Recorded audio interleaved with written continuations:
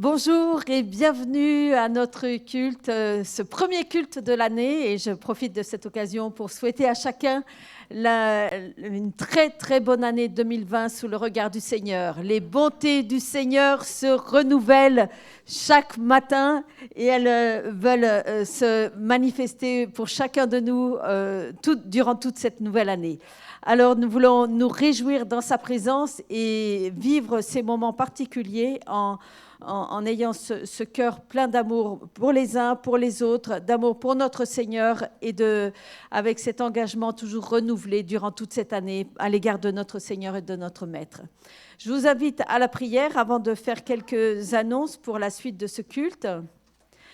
Merci Seigneur, merci de bénir ces moments, merci de nous visiter par ta grâce, merci de bénir le temps des chants, de louanges Seigneur, que notre cœur s'élève vers toi avec cette assurance que tu es notre Père et que nos destinées sont dans ta main.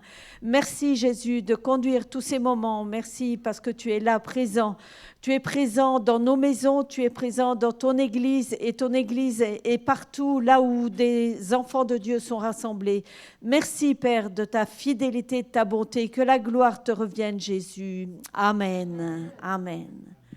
Voilà, donc nous allons avoir le temps de louange qui sera animé par Marie-Valérie. Merci à Marie-Valérie et à toute l'équipe des musiciens qui sont avec nous. Et puis, nous continuerons avec la prédication de l'Évangile qui sera apportée par notre pasteur, Gérald Reynaud.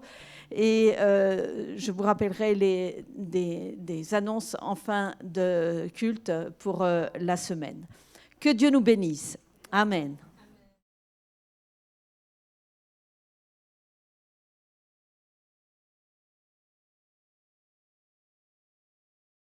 Bonjour à tous et bonne année. Ce matin, proclamons ensemble que notre Dieu est bon et proclamons que nous voulons continuer à marcher avec lui, à le suivre encore durant toute cette nouvelle année. Alléluia.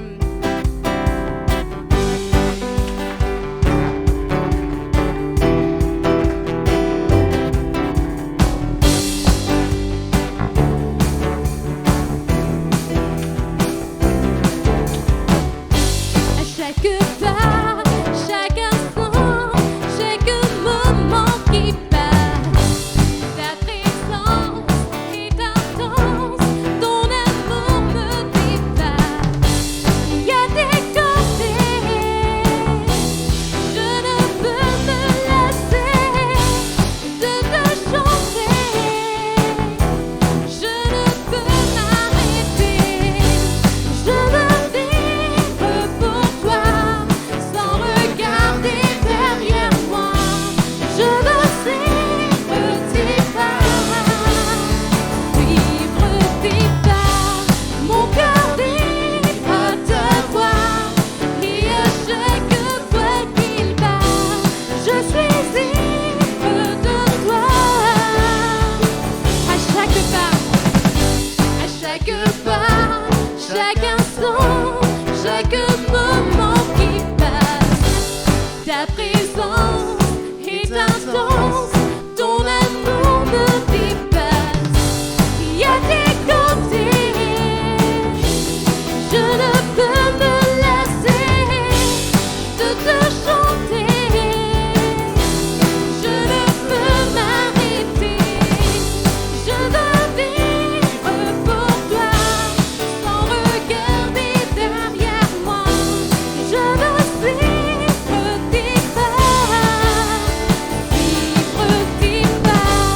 mon cœur vibre à chaque fois, et à chaque fois qu'il bat, je suis libre de toi. Je veux vivre pour toi, Seigneur. Je veux vivre pour toi, sans regarder derrière moi. Je veux suivre tes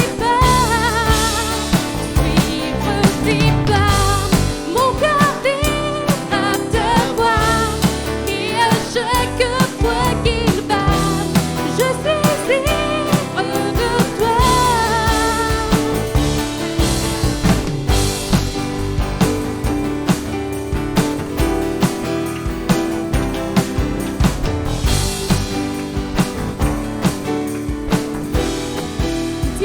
encore une fois, je veux vivre pour toi. Je veux vivre pour toi, sans regarder derrière moi. Je veux suivre tes pas. Mon cœur vibre à ta voix. Mon cœur vibre à ta voix. Et à chaque fois qu'il bat, je suis libre de toi. Libre de toi. Alléluia. Oui, nous voulons vraiment suivre les pas de notre Dieu. Nous voulons vivre pour lui. Parce qu'alors même quand nous étions brisés, quand nous étions vides et sans espoir, sa grâce nous a trouvés, nous a restaurés. Alléluia.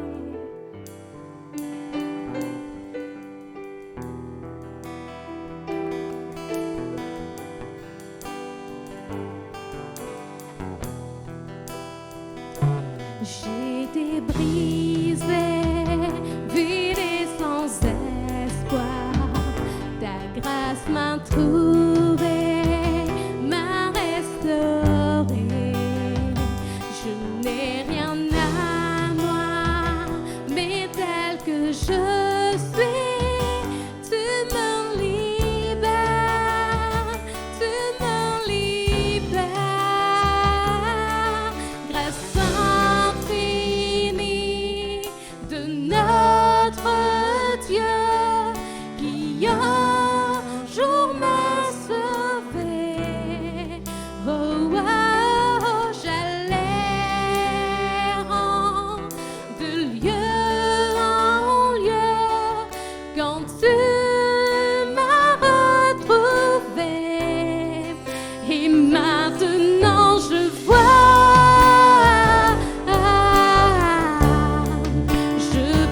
l'amour, la grâce dans tes yeux, donnant ta vie pour moi, me ramenant de la mort à la vie.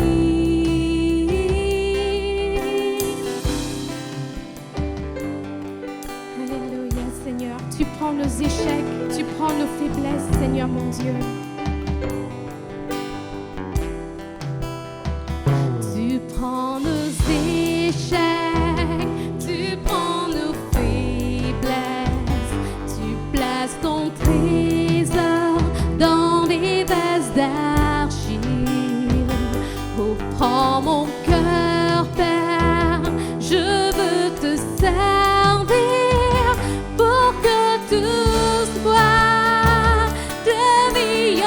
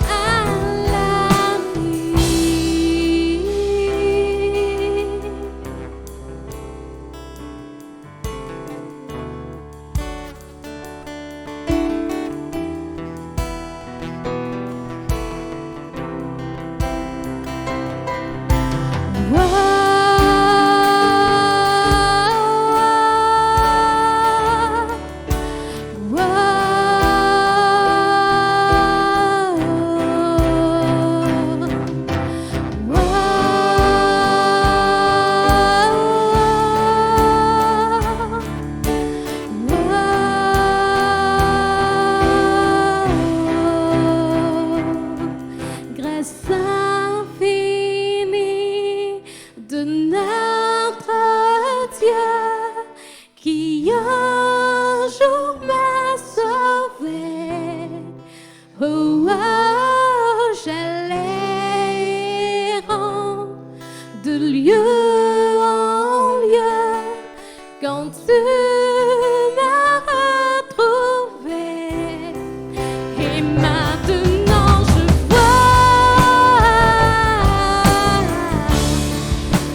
vois l'amour, la grâce dans tes yeux, donnant ta vie pour moi, me ramenant de la mort à la vie. Et maintenant je vois, je vois l'amour, la grâce dans tes yeux, donnant ta vie pour moi,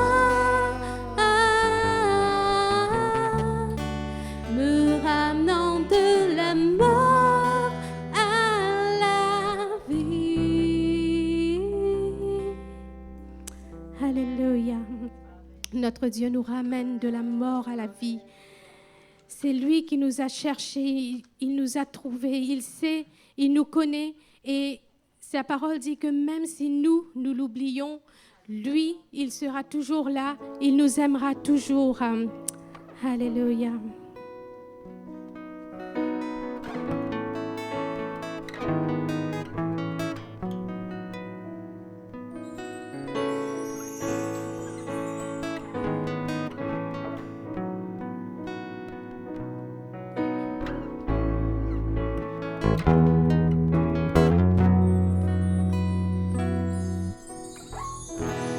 Seigneur, tu me cherches, tu me connais. Et si je t'oubliais, je sais que tu m'aimes. Ta sainte présence, elle m'environne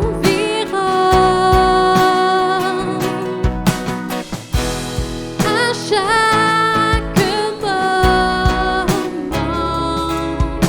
Je sais que tu m'aimes. Je sais que tu m'aimes.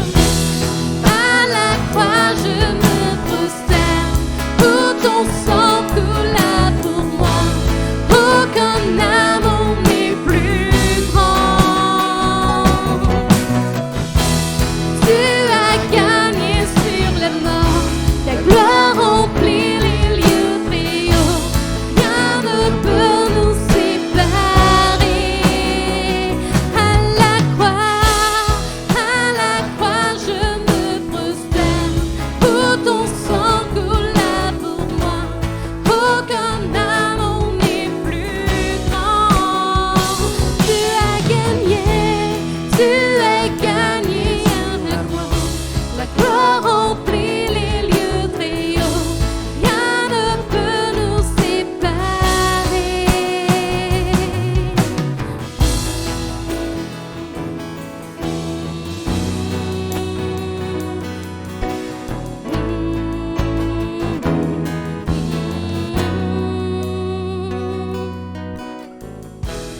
Tu marches devant moi, tu gardes mes pas, ta main me soutient, ta main me soutient. Je sais que tu m'aimes. Je sais que tu m'aimes. À la croix je me prosterne,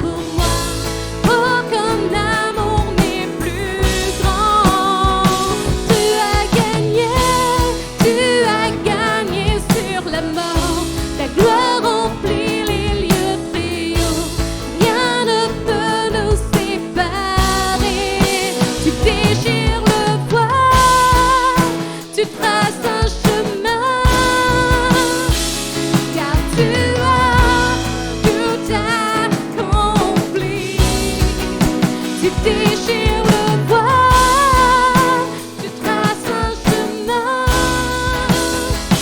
car tu as tout accompli.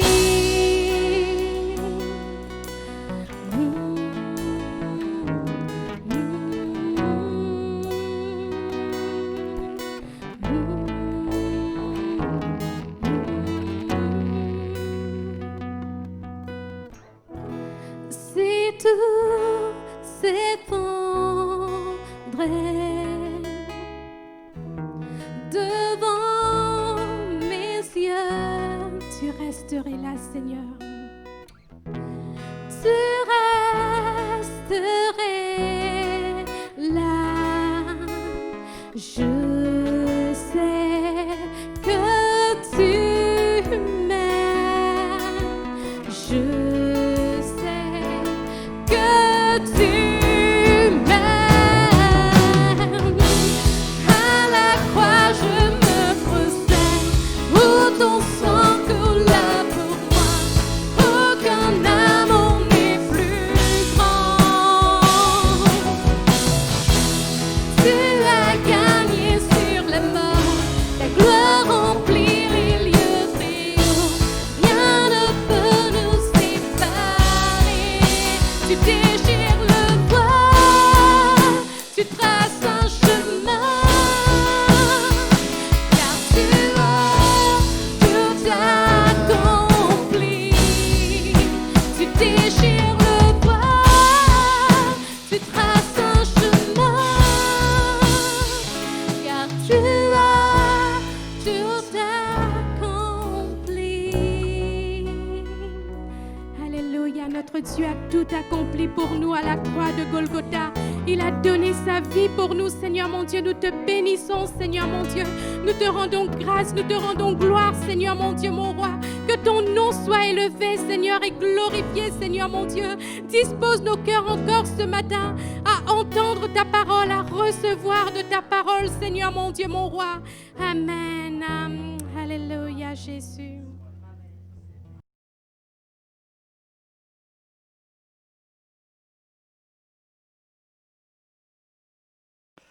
Voilà, j'aimerais parler avec vous sur le thème de ce mois-ci, qui sera la bonté. Je rends grâce à Dieu pour la communion que nous vivons dans notre Église et pour ce que manifestent les uns et les autres en termes de bonté, de gentillesse, pour les uns, pour les autres, pour nous-mêmes. Et du coup, étant avec des gens gentils, on a envie d'être bon avec eux. Qu'est-ce que vous en pensez? Et quand on s'entend bien, quand on s'aime beaucoup, on a envie d'aimer les autres et on a envie de s'entendre bien avec eux. Alors, comme j'inaugure le thème de la bonté pour ce mois de janvier, j'ai réfléchi, bien sûr, comme chaque fois que je prêche, j'ai prié, cherché la face de Dieu, et puis en même temps, je me suis un peu imprégné de ce que je voulais dire. Et j'ai pensé à un homme dans la Bible qui est considéré comme étant un homme bien, un homme de bien.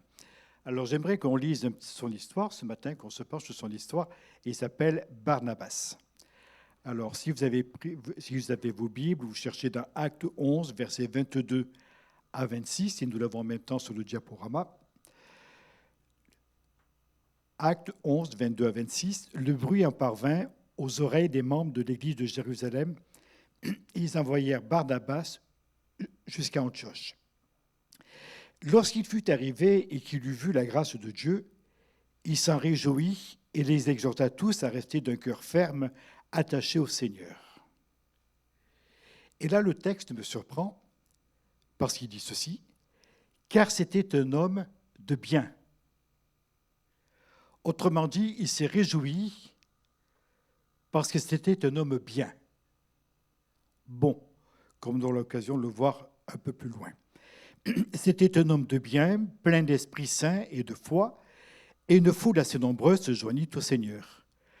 Barnabas se rendit ensuite à Tarse pour chercher Saul, qui deviendra plus tard l'apôtre Paul.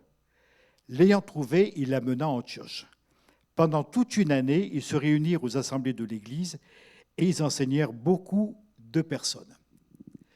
Vous avez remarqué qu'il y a des gens qui sont drôlement sympas.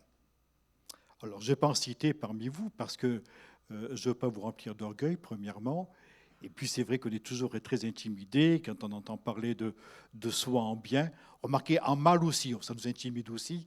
Mais quand on dit du bien de nous, moi, je pense à l'ensemble de mes collaborateurs. Bon, je peux les énumérer, parce que j'énumère tout le paquet.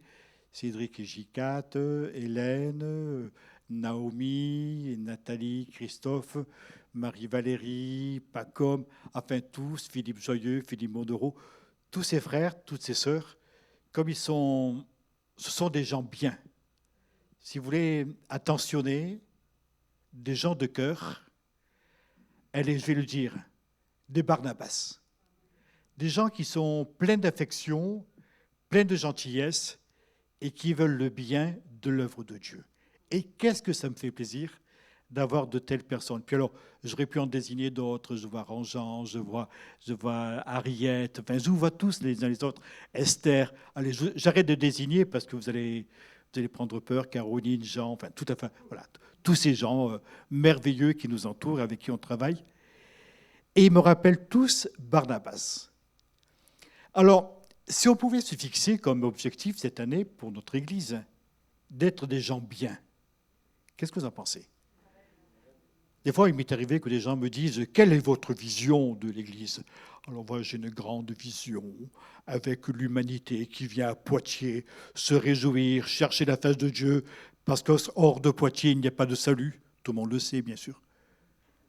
Ben, moi, je préférais avoir une Église où les gens sont tous sympas, où on a plaisir à se retrouver, tel que nous le vivons depuis des années et tel que j'ai envie qu'on le vive encore, au moins encore cette année 2021, et puis 22, 23, enfin on verra. Mais en tout cas, tant qu'on sera sur terre, que nous soyons des gens de valeur.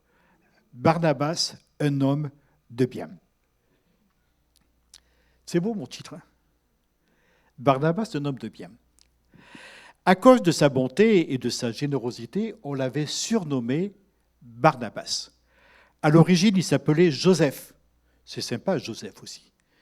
Mais on a échangé son nom parce qu'il était tellement sympa qu'on avait trouvé un nom qui collait mieux à ce qu'il était. Barnabas.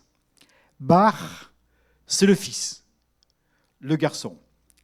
Nabas, c'est un mot hébreu que l'on retrouve dans l'Ancien Testament qui va désigner le prophète. Non pas forcément celui qui annonce l'avenir, mais le prophète dans le sens qu'il exhorte, qu'il console, qu'il prophétise, qu'il y ait quelque chose de pur qui coule de lui-même. Si vous voulez, le mot Nabat, c'est le mot Nabi en hébreu, qui signifie jaillissement. C'est quelque chose qui jaillissait de son cœur, un homme bien, et il était tellement bien qu'on l'avait surnommé Barnabas. Tu imagines, et tu es au culte dimanche prochain, et on te voit et on te dit « Bonjour Barnabas !» Alors, si tu es une fille, on se débrouillera. On t'appellera différemment, mais tu auras l'équivalent, je te promets. Vous imaginez cela? Mais je dirais que c'est presque une médaille qui sera accrochée sur notre poitrine des gens de valeur. Quand on étudie sa vie, on remarque qu'il était l'homme qui voyait toujours le bon côté de tout le monde. Je trouve ça fabuleux, moi.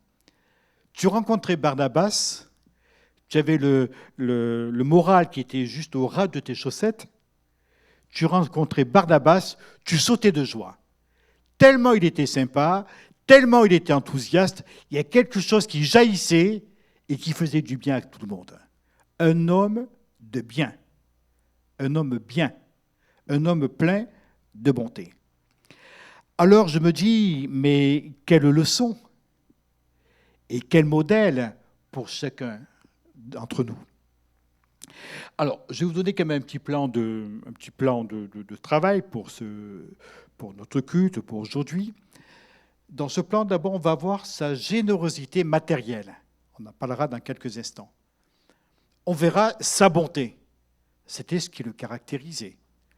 On verra également son service pour Dieu, que cela puisse nous inspirer. Et enfin, on verra sa générosité envers ceux que l'on rejette. Mais vous vous rendez compte de ce programme sur Barnabas, quelqu'un de généreux, matériellement, quelqu'un qui est plein de bonté et qui sert Dieu, et aussi qui est généreux à l'égard des déshérités, des délaissés, ceux que l'on va rejeter. Alors, je vais vous le présenter, je vais vous montrer sa tête. En fait, je l'ai pris sur Internet. Ce n'est pas moi qui l'ai dessiné, parce que je serais incapable.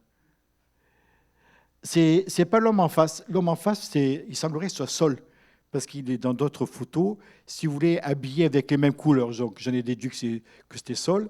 Et puis Barnabas, quand il n'est pas avec Saul, on l'a vu habillé aussi en rouge. Donc Barnabas, c'est l'homme en rouge.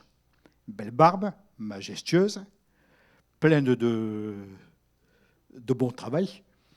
Et puis, il est en train de parler avec Saul. Ils viennent de se rencontrer. Et il lui parle avec tellement de gentillesse que Saul, il rigole. C'est beau, ça. Hein? Ils viennent se rencontrer. Dis donc, qu'est-ce qu'il est sympa, celui-là. Ça me rappelle une histoire que j'ai entendue. Elle est dans mon propos. Je crois que c'est le pasteur Donalgie, qui était un des pères de notre mouvement d'église, des Assemblées de Dieu. Quand Donalgie a commencé à chercher Dieu, il était dans une église, et à l'accueil, il y avait un homme qui était là. Et cet homme était tellement sympathique que Donalgie, au début de son cheminement vers Dieu, qu'au début, il venait à l'église pour revoir cet homme tellement sympathique. Il arrivait, tout content, il le voyait avec un grand sourire, et ça lui donnait envie de rester au culte, et la semaine d'après, de revenir. Puis Dieu a fait son travail dans son cœur, il est devenu l'homme qu'il est devenu, mais en tout cas, au départ, ça venait simplement de l'accueil d'un frère qui était là, au service d'accueil, qui lui souriait, qui lui parlait gentiment. Comme quoi, des fois, une conversion, ça tient un peu de choses. Et que peut-être qu'un sourire, de la gentillesse, comme peut avoir Barnabas face à Saul, peut mener un sourire sur le visage. Alors, j'aimerais d'abord voir mon premier point, Barnabas dans sa générosité matérielle. On va trouver son histoire dans Actes chapitre 4, versets 36 et 37. Joseph, surnommé par les apôtres Barnabas, ce qui signifie fils d'exhortation, lévite, originaire de Chypre, vendit un champ qu'il possédait, apporta l'argent et le déposa aux pieds des apôtres. On est là au début de sa conversion. Et sa générosité est un exemple pour l'Église de Jérusalem. Parce que quand on a commencé à rédiger les annales de l'Église, on a parlé de Joseph appelé Barnabas. Et le trait qu'il présente là, c'est un trait de générosité. Il donne son héritage. Alors vous êtes en train de me dire, où il nous conduit où là? Je viens d'hériter de ma grand-mère. S'apprête-t-il à nous demander de faire un chèque? Non, non, non. Rassurez-vous, vous le faites si vous voulez, mais ce n'est pas du tout mon propos. Mais c'est ce qu'il distingue. Si vous voulez, ce côté sympa qu'il avait, plein de bonté, plein de gentillesse, on le voit dans un acte de générosité. Vous comprenez un petit peu mon cheminement de pensée. Et dans cet acte de générosité, je dirais, on voit tout Barnabas là, un homme un homme de cœur. Il donne le bien qu'il a en héritage, et pour lui, c'est un fruit de sa consécration. Il a vendu son bien, ou il a donné, je ne sais plus très bien, pour qu'il soit distribué aux pauvres. Certains se feraient tuer pour un héritage. Barnabas, c'était autre chose. C'est fabuleux. Dans l'Église primitive, il y avait des besoins sociaux, des besoins très importants. Et il y avait des femmes veuves qui étaient complètement mises en marge, rejetées par les familles, les belles familles parfois. Il y avait des classes laborieuses, des classes pauvres. Il y avait les esclaves, il y avait des régions qui étaient en détresse. Si vous voulez, finalement, on retrouve un petit peu notre quotidien. Bien sûr, on n'a plus d'esclaves, mais quand on voit certaines cadences de travail dans certains pays, des enfants qui sont obligés de travailler très jeune, etc. Enfin, tout ça, c'était le quotidien de l'Église. Et très vite, on avait été obligé de mettre en place des systèmes de secours qui étaient prévus dans la loi de Moïse et que l'Église avait repris. C'est vrai qu'on a un peu perdu de vue dans un pays tel que la France, avec un État qui est un État assistance, où finalement, faire la générosité, il faut presque demander l'autorisation pour faire preuve de générosité et faire preuve de bienveillance à l'égard des malheureux. En tout cas, le besoin d'un frère ou d'une sœur devenait un problème qui concernait toute l'Église. Et curieusement, les actes des apôtres vont montrer cet équilibre entre ce qui est à la fois spirituel, prêcher l'Évangile, bâtir des églises, encourager les serviteurs de Dieu, encourager le peuple de Dieu, lever les ministères, etc. C'était le quotidien aussi de l'Église, et en même temps, une aide spirituelle et sociale qui allait de pair. Maintenant, j'aimerais qu'on aille un peu plus loin et on va voir la bonté de Barnabas. Alors, toujours Barnabas à gauche, habillé en rouge, Paul toujours en train de sourire, vous avez remarqué, il est tout content, et puis quelques vénérables barbus, avec une dame au milieu, là. Alors, j'ai l'impression qu'il s'agit de Pierre et de Jacques, à qui Barnabas présente Saul, Saul de Tarse. J'ai noté le texte.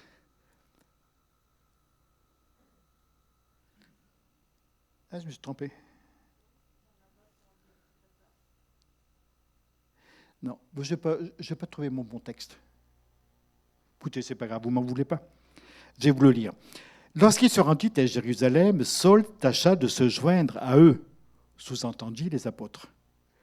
Mais tous le craignaient, ne croyant pas qu'il soit un disciple. C'est dans Acte 9, versets 26 et 27. Tous le craignaient, ne croyant pas qu'il soit un disciple. Alors Barnabas, l'ayant pris avec lui, le conduisit vers les apôtres et leur raconta comment, sur le chemin, Saul avait vu le Seigneur qui lui avait parlé et comment à Damas il avait prêché franchement au nom de Jésus. Alléluia! On voit là la bonté de Barnabas qui va chercher Paul, Saul, qui deviendra Paul, l'apôtre Paul, et dans Actes chapitre 9, versets 26 et 27, on le voit le présenter, Saul, aux autres apôtres.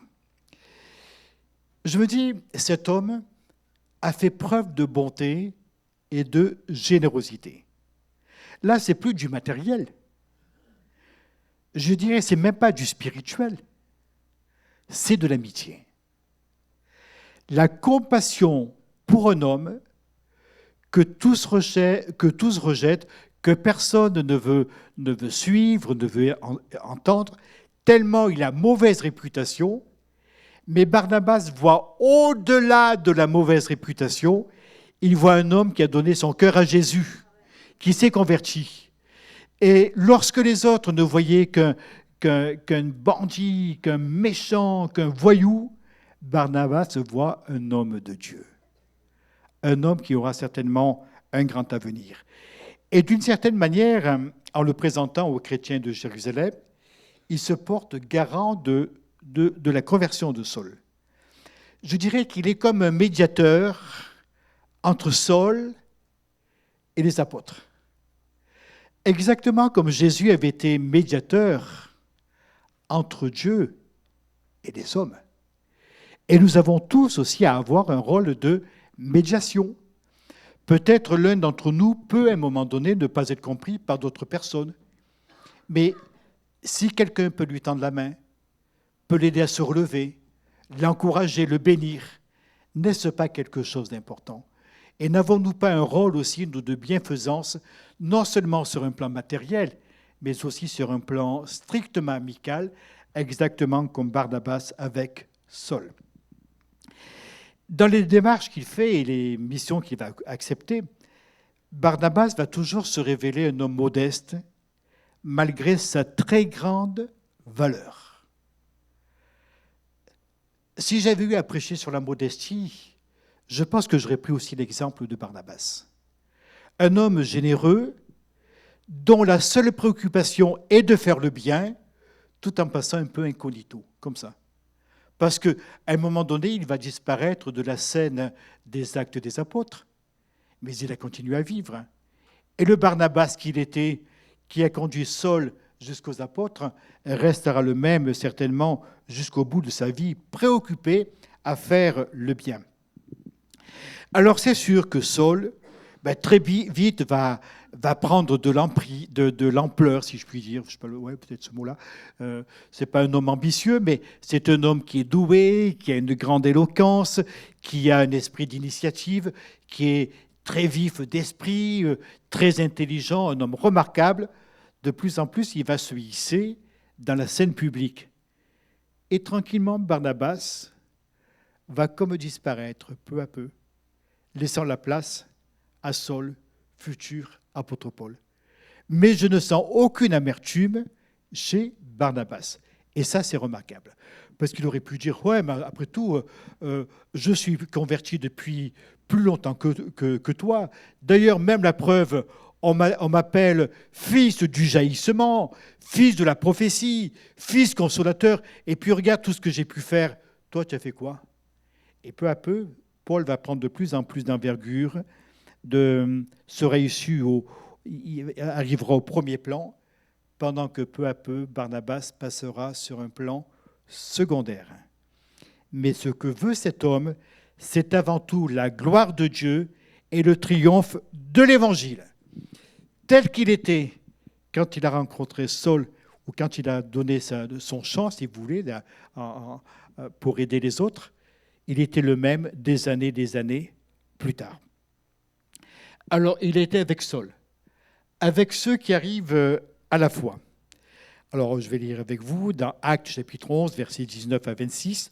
Le bruit en parvint aux oreilles des membres de l'église de Jérusalem, et ils envoyèrent Barnabas jusqu'à Antioche. Lorsqu'il fut arrivé et qu'il eut vu la grâce de Dieu, il s'en réjouit et les exhorta tous à rester d'un cœur ferme, attaché au Seigneur. Car c'était un homme de bien, plein d'Esprit Saint et de foi, et une foule assez nombreuse se joignit au Seigneur, etc., etc. Il n'est pas en train de dire le travail qui a été fait ne vaut rien. D'ailleurs, je n'y étais pas. Si j'y avais été, ça aurait été autre chose. Je n'y étais pas, donc ça ne vaut rien.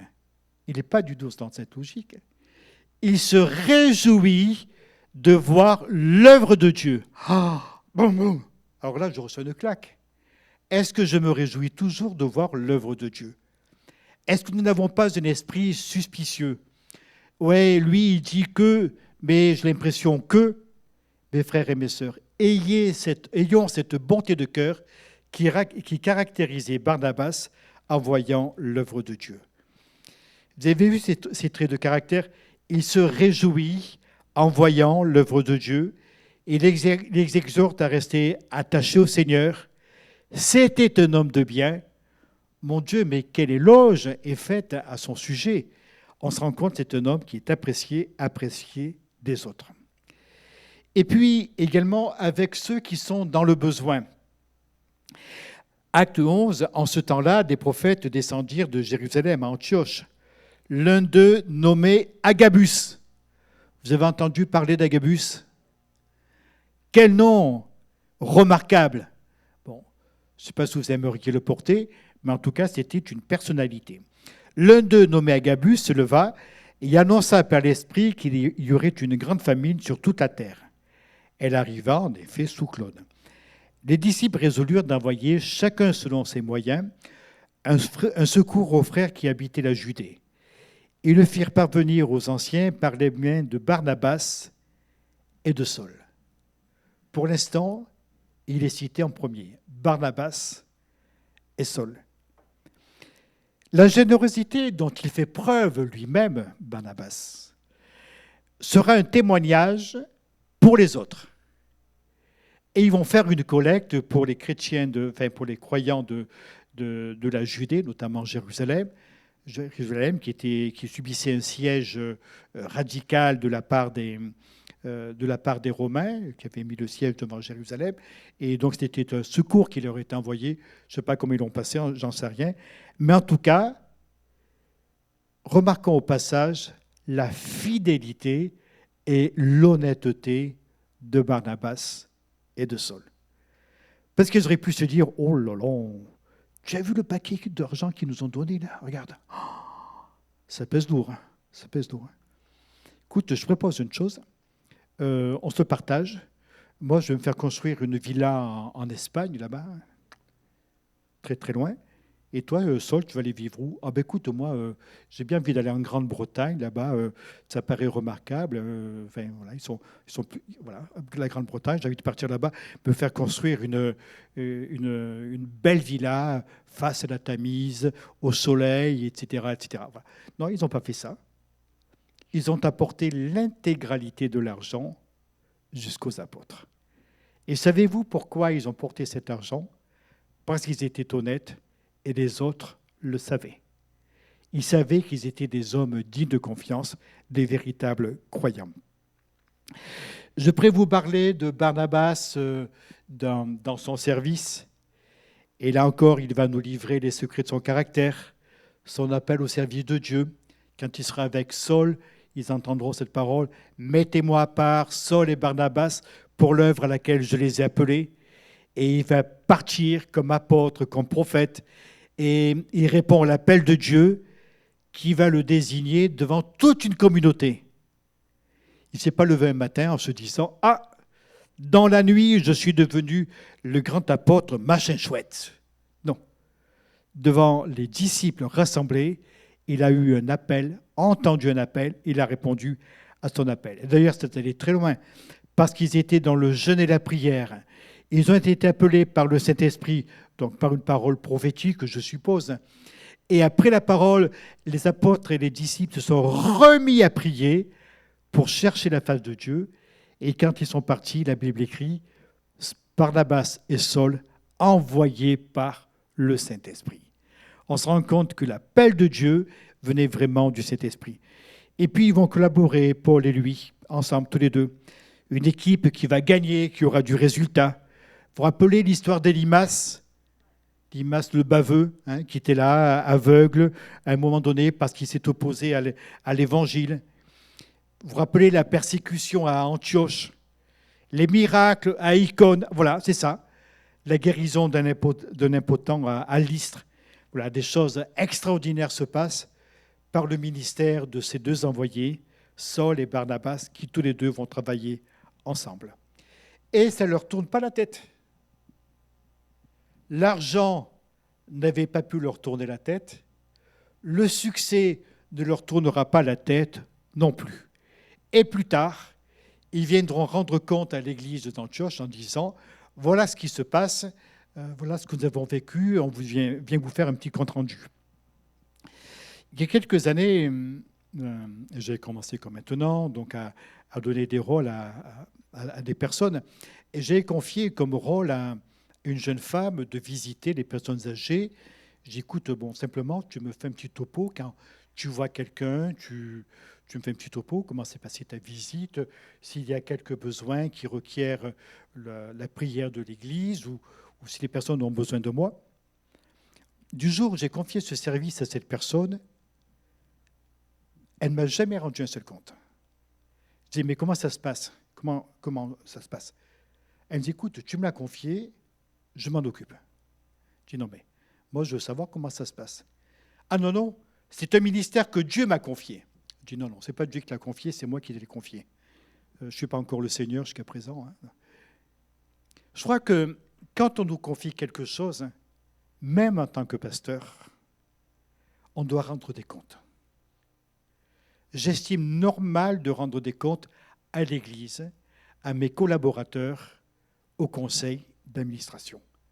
Et quand on a un rôle, plutôt qu'il soit chasse-gardé, pourquoi ne pas le partager avec les autres, exactement comme Saul et Barnabas ont pu le faire devant l'Église d'Antioche. Également, ce qui sera caractéristique en lui, c'est sa fermeté doctrinale. À un moment donné, des difficultés vont apparaître. On voulait forcer les chrétiens issus du paganisme à se faire circoncire. Il dira non, il s'y est opposé, et cela a été arbitré par Paul, pas plutôt par Jacques, Jean et les apôtres. Un homme qui avait des convictions de foi. Et puis j'aimerais arriver à un dernier volet que je vais vous présenter par cette diapo. On voit deux hommes en train de gravir une montagne. Un qui est arrivé quasiment au sommet, là. Et puis l'autre qui est derrière, qui a l'air d'être visiblement fatigué. J'ai l'impression qu'il est plus ou moins coincé. Et il tend la main. Et celui qui est arrivé au sommet, je l'appelle Barnabas. Ce n'est pas écrit, mais je trouve que ça pourrait être lui. Il tend la main. Il tend la main à quelqu'un qui est là, qui n'ose plus peut-être avancer, qui n'ose pas redescendre, qui paraît être fatigué, peut-être par la fatigue. En tout cas, il est là, il tend désespérément la main. Cet homme n'est pas un inconverti. C'est quelqu'un qui s'est associé à gravir cette montagne. Et je pense à un frère, une sœur dans la foi qui peut-être se considère comme irrécupérable ou qui se dit « je n'ai aucune chance, je n'y arriverai jamais et j'ai besoin d'être aidé ». Et c'est là que Barnabas entre en scène. Vous le voyez dans son action totale. Et j'ai appelé cela, on va lire l'histoire. Quelques jours s'écoulèrent après lesquels Paul dit à Barnabas « Retournons visiter les frères dans toutes les villes où nous avons annoncé la parole du Seigneur pour voir en quel état ils sont. » Barnabas voulait aussi amener avec eux Jean, surnommé Marc, mais Paul jugea plus convenable de ne pas prendre avec eux celui qui les avait quittés depuis la Pamphylie et qui ne les avait pas accompagnés dans leur œuvre. Ce dissentiment fut assez vif pour qu'ils se séparent l'un de l'autre. Et Barnabas, prenant Marc avec lui, s'embarqua pour l'île de Chypre. Je vois, alors vous voyez les deux apôtres en train de discuter ensemble. Barnabas qui essaye de convaincre Paul. Là, il a le visage fermé, Paul, ne trouvez pas? Il a l'air d'être un peu dur, il ne rigole plus là. Bon, Barnabas ne rigole pas non plus, mais enfin, il penche la tête sur le côté, là, dans un geste de conciliation. Paul est droit comme un i, il ne bouge pas. Et puis là, vous avez vu Jean au premier plan, Marc. Avec ses yeux, vous vous rendez compte comme il a l'air malheureux? Il sait que les deux autres parlent de lui. Il sait ce que Paul pense de lui. Il sait que son oncle Barnabas est en train d'intercéder pour lui. Et dans ce trio de personnes, je dirais, il y a un drame qui se joue. D'un côté, un homme qui intercède pour son neveu, pour ce jeune Marc, qui à un moment donné a quitté l'œuvre missionnaire qu'il faisait parce qu'il a eu peur de la persécution, mais qui n'a jamais eu peur. Qui n'a jamais eu peur? Et lui, il a eu peur, donc il s'est enfui. Il les a lâchés. Oui, il les a abandonnés. Oui, il les a laissés tomber. Oui, Paul l'a mal pris. Et Paul le prend très mal. D'ailleurs, on voit son visage courroucé. Et le bilan, ce sera un non absolu de la part de Paul. Je ne veux pas. Et Barnabas, par un sentiment de miséricorde qui est la note dominante de son caractère, préférera se séparer de Paul plutôt que de renoncer à ce jeune serviteur de Dieu. Un jour, j'étais dans une assemblée, un pasteur prêchait, puis je n'étais pas du tout d'accord, parce qu'il a parlé de cet épisode en disant que Barnabas n'avait pas eu raison de tendre la main à Jean, Marc, et que Paul avait pris la bonne décision. Il disait, pour preuve, après on parlera toujours de Paul, mais on ne parlera plus de Barnabas. C'est vrai. Mais je crois que Barnabas a pris la bonne décision. Un homme miséricordieux, généreux, envers ceux que l'on rejette, que l'on considère irrécupérables.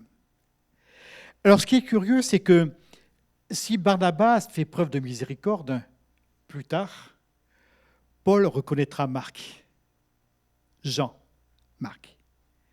Il dira, s'il vient chez vous, accueillez-le bien, dira-t-il aux Colossiens. Dans Philémon, il dira, Marc, mon compagnon d'œuvre. Wow, être le compagnon d'œuvre de Paul, c'est remarquable. Bon, Paul n'avait pas fait tout à fait ce qu'il fallait pour qu'il puisse être encouragé.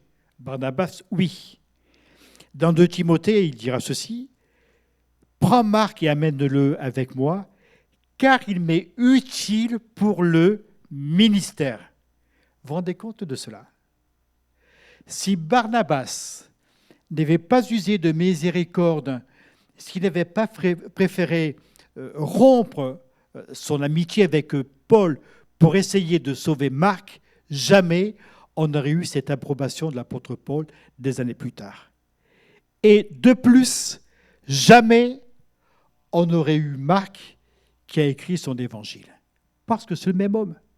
Cet homme qui s'est enfui à un moment donné parce qu'il avait peur, cet homme qu'on a rejeté, cet homme qu'on a relevé par une main tendue et qui est devenu un compagnon d'œuvre de Paul et celui qui a rédigé l'évangile de Marc. Moi, je me dis, la grâce de Dieu est grande. La grâce de Dieu est capable de faire qu'un homme qui est rejeté, quand on l'accepte, quand on lui tend la main, eh bien, on se rendra compte qu'on peut en faire quelqu'un de formidable. C'était un rejeté, un paumé, on n'aurait pas parié 1 centime d'euro sur lui. N'empêche que Barnabas a pris le risque. Et à cause de cela, moi je bénis Dieu qu'il y ait des hommes comme cela. Que dans notre Église, il y ait des Barnabas, alléluia. Qu'en 2021, nous soyons tous des Barnabas pour les uns, pour les autres, pour les inconvertis, pour les malheureux, pour nos frères et nos sœurs qui parfois nous lâchent parce qu'ils n'avancent pas comme on aimerait. Que nous soyons des gens qui tendent la main, des gens qui feront cela. C'est bien ce que tu as fait. C'est super, parce que Dieu est avec toi. Mes amis, avez-vous envie d'être comme Barnabas? Et que ce thème de la bonté pour ce mois de janvier puisse vraiment nous animer les uns les autres, nous donner des convictions de bonté, de générosité, de main tendue, de service pour la gloire de Dieu. Barnabas est mort il y a très très longtemps, presque 2000 ans. On ne sait pas très bien le parcours de sa vie. On sait qu'il allait évangéliser Chypre. Après, on n'a plus trace de lui. Mais moi, je suis persuadé que le bonhomme qui était si généreux pour les uns et pour les autres, et que l'on voit dans un dernier acte qui nous est rapporté, un dernier acte de générosité, je suis persuadé qu'il est toujours le même. En tout cas, son témoignage nous parle encore aujourd'hui. Alléluia. Un homme qui tendait la main, un homme qui disait à quelqu'un, c'est super, vas-y, continue. Barnabas, il savait prendre des risques de générosité et de bonté. Mes frères et mes sœurs, si vous ne voulez courir aucun risque, n'aimez pas. Ne tendez pas la main. Ne soyez pas généreux. Restez égoïstement chez vous, claquemurés en ayant peur de mettre le nez dehors ou peur de vous faire attraper. Mes frères et mes sœurs, si vous ne voulez pas courir de risques, si vous ne voulez jamais perdre, surtout restez très égoïstement. Par contre, si vous savez prendre des risques de générosité et de bonté à l'égard de Barnabas, vous montrerez le témoignage de l'œuvre de Dieu dans votre cœur. Moi, il me plaît cet homme. Il me plaît. On ne voit pas souvent des Barnabas. Des Paul, on en voit pas mal, des gens qui s'appellent Paul. Des Barnabas, on n'en connaît pas trop. Si Barnabas n'avait pas été là, on n'aurait pas eu Paul. S'il n'avait pas été là, on n'aurait pas eu dans la Bible un homme si généreux. S'il n'avait pas été là, on n'aurait pas eu Marc. Et peut-être qu'on n'aurait pas eu l'évangile de Marc. Que Dieu soit béni et que le témoignage de Barnabas soit un témoignage, un modèle pour chacun d'entre nous. Amen. On va prier ensemble. Je vous invite à vous incliner. Nous te louons, notre Père, pour cet homme, Barnabas, cet homme si simple, si modeste, qui ne fera jamais l'éloge de lui-même, mais qui sera toujours conforme à ta volonté. Béni sois-tu, Seigneur, d'avoir su générer de tels hommes. Seigneur, que nous soyons nous-mêmes généreux dans notre bonté, notre main tendue, même dans l'aide que nous pouvons apporter dans l'Église et autour de nous. Merci, Père, de veiller sur nous et de nous apprendre de plus en plus à manifester le fruit de l'Esprit qui est la bonté. Amen. Amen. Voilà, comme à tous nos cultes, nous avons pris la scène ensemble et nous voulons aussi partager de nos dons pour le fonctionnement de l'Église. Donc le panier va passer au milieu de nous pendant le culte qui a lieu en présentiel, mais n'oubliez pas dans vos demeures aussi de mettre de l'argent de côté pour l'œuvre de Dieu. Vous avez différents moyens pour verser, soit vous mettez une somme en espèces que vous mettez dans la boîte aux lettres de l'Église, soit vous le faites par un virement ou par un chèque que vous envoyez et que vous déposez également dans la boîte aux lettres de l'Église. Il est certain que bien que nos cultes soient en nombre inférieur à nos habitudes, l'Église a toujours besoin d'argent, ne serait-ce que pour l'entretien, pour le fonctionnement et pour la suite de notre action. Que Dieu vous bénisse pour votre générosité. Et je laisse la place maintenant à Marie-Valérie qui va nous conduire dans le chant pendant que nous ramassons les offrandes.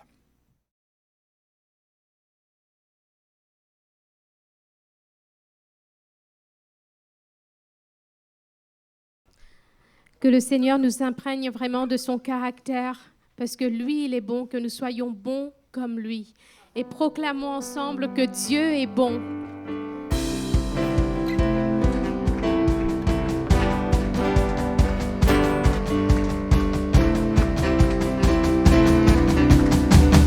Je veux le proclamer du sommet des montagnes.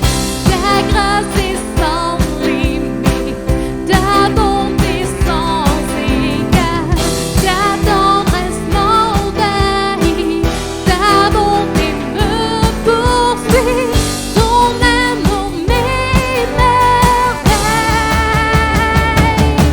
Et je chante car tu es bon, et je danse car tu es bon, et je crie de joie. Tu es bon pour moi. Et je chante car tu es bon, et je danse car tu es bon, et je crie de joie. Tu es bon pour moi. Viens dans tout l'univers, à toi ne se compte pas. Les océans, la terre sont reflets de ta gloire. Dans mes plus sombres nuits, ta splendeur m'éblouit, ton amour m'émerveille. Et je chante car tu es bon, et je danse car tu es bon, et je crie de joie. Tu es bon pour moi. Et je chante car tu es bon, et je danse car tu es bon, et je crie de joie. Tu es bon pour moi. Un cri sur mes lèvres, ma vie te célèbre. Tu es bon, vent, soleil ou pluie, mon cœur te retire. Tu es bon, un cri sur mes lèvres, un cri sur mes lèvres, ma vie te célèbre. Tu es bon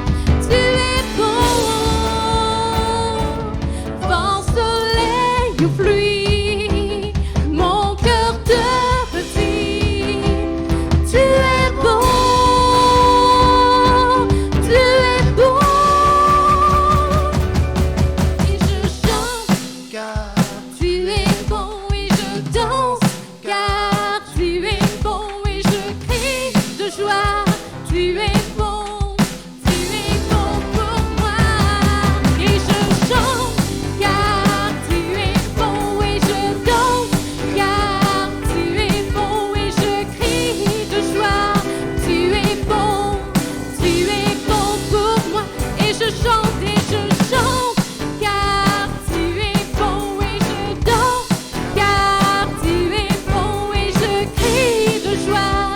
Tu es bon pour moi. Alléluia, amen. Amen. Voilà, quelques annonces. D'abord, une petite rectification. Je vous ai souhaité une bonne année 2020. J'ai oublié qu'on était passé en 2021. Donc, bonne année 2021. Voilà, pour les annonces. Donc, nous nous retrouvons chaque dimanche. Vous pouvez suivre notre culte donc, à partir de 10h15 sur le site de l'église, suivi à 11h15 d'un temps de partage sur Zoom, dans notre salle Zoom, où nous avons également un temps de Sainte Seine ensemble pour ceux qui se retrouvent sur Zoom. Puis, lundi matin, nous avons notre réunion de prière « Prions pour nos enfants ». Elle aura lieu à l'église, en présentiel, lundi matin à 9h30. Donc, rendez-vous pour ceux qui peuvent ce lundi. Jeudi soir, nous avons notre réunion habituelle à 19h30, réunion d'un temps de prière suivi d'un temps de partage autour de la parole. Donc, sur Zoom, dans notre salle Zoom, le jeudi soir à 19h30. Donc, le couvre-feu ne s'applique pas sur la salle Zoom. Donc, vous êtes tous bienvenus. Merci. Et on se retrouve donc chaque samedi à 14h30 pour un culte que nous enregistrons effectivement, mais où nous pouvons tous assister sans inscription et où nous avons un temps de partage où nous pouvons nous revoir les uns et les autres et nous faisons du bien. Alors venez nous rejoindre chaque samedi à 14h30 pour cet enregistrement que vous visionnez le dimanche matin. Merci à chacun et que Dieu vous bénisse et à très très bientôt.